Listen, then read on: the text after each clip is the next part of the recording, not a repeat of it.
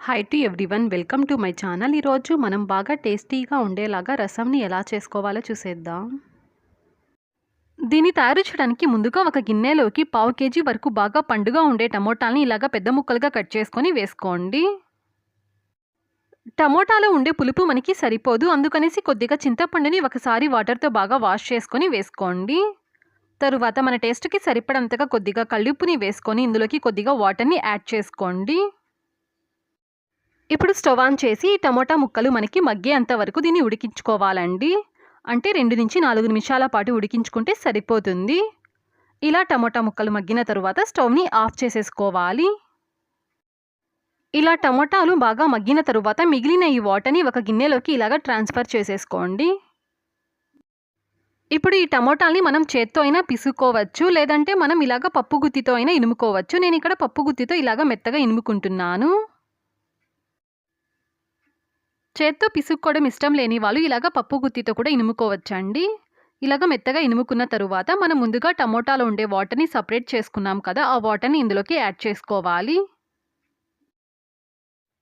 ఇందులో ఉండే tomato పిప్పిని separate చేసుకోవాలండి. ఇలాగ ఒక స్ట్రైనర్ సహాయంతో ఇలాగ ఇందులో ఉండే టమోటా పిప్పిని సపరేట్ చేసేసుకోండి. ఇలా వడగట్టేటప్పుడు స్పూన్తో ఈ విధంగా మనం కలిపామంటే అడుగున మనకి టమోటా రసం అంతా వచ్చేస్తుందండి. లాస్ట్లో కొద్దిగా వాటర్ని యాడ్ చేసేసుకోండి. ఒకసారి టేస్ట్ చూసుకొని మనం తీసుకున్న టమోటాలకి చింతపండు పులుపుకి ఎంత వాటర్ పడుతుందో అంత వాటర్ని యాడ్ చేసుకోవాలండి. ఈరోజు నేను ఈ రసంని కాస్త డిఫరెంట్గా చేయబోతున్నానండి. రోజు తినే రసం బోర్ కొట్టినప్పుడు ఇలాగ డిఫరెంట్గా ట్రై చేసి చూడండి, చాలా టేస్టీగా ఉంటుంది. ఈ రసంలోకి మన టేస్ట్కి సరిపడంతగా 1 లేదా 2 టేబుల్ స్పూన్ల వరకు కారపొడిని వేసుకోండి. తరువాత 2 టేబుల్ స్పూన్ల వరకు ఎండు కొబ్బరి పేస్ట్ని వేసుకోండి. తరువాత 1/2 టీ స్పూన్ వరకు పసుపొడిని వేసుకోవాలి. టమోటాల్ని ఉడికించేటప్పుడు ఆల్రెడీ మనం అందులో ఉప్పు వేసాం కాబట్టి ఇక్కడ మనం ఉప్పుని వేయట్లేదండి. ఇప్పుడు ఒకసారి దీన్నంతా బాగా మిక్స్ చేసుకోవాలి. ఇప్పుడు టేస్ట్ చూసుకొని ఉప్పు కారం ఏదైనా తక్కువైతే సరిచేసుకోండి. ఇప్పుడు స్టవ్ ఆన్ చేసి స్టవ్ మీద ఏదైనా ఒక దబర పెట్టుకొని ఇందులోకి 2 టేబుల్ స్పూన్ల వరకు ఆయిల్ని వేసుకోవాలి. ఆయిల్ కాస్త హీట్ అయిన తరువాత 1/2 టీ స్పూన్ ఆవాలు, 1/2 టీ స్పూన్ వరకు జీలకర్రని వేసుకోండి. 5 నుంచి 7 వరకు వెల్లుల్లి రెబ్బల్ని కచ్చా పక్కాగా దంచుకొని వేసుకోవాలి. ఒక చిన్న సైజు ఉల్లిపాయని ఇలాగ పొడుగ్గా కట్ చేసుకొని వేసుకోండి. ఇప్పుడు వీటినన్నిటినీ కాస్త ఆయిల్లో బాగా ఫ్రై చేసుకోవాలండి.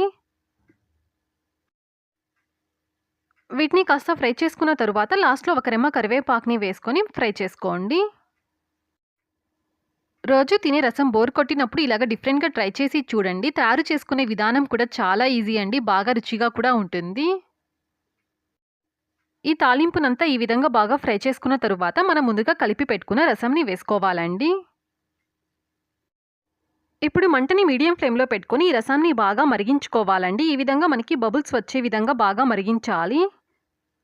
3 నుంచి 5 నిమిషాల పాటైనా దీన్ని మరిగించాలండి, అప్పుడే టేస్ట్ బాగుంటుంది. 3 నుంచి 5 నిమిషాల పాటు బాగా మరిగించుకున్న తరువాత స్టవ్ని ఆఫ్ చేసేసుకోవాలండి. అంతే అండి, ఎంతో టేస్టీగా ఉండే రసం మనకి ఇక్కడ రెడీ అయిపోయింది. ఈ వీడియో నచ్చితే లైక్ చేయండి, షేర్ చేయండి, సబ్స్క్రైబ్ చేయండి. ఫర్దర్ వీడియోస్ కోసం పక్కనున్న బెల్ ఐకాన్ని క్లిక్ చేయండి. Thanks for watching.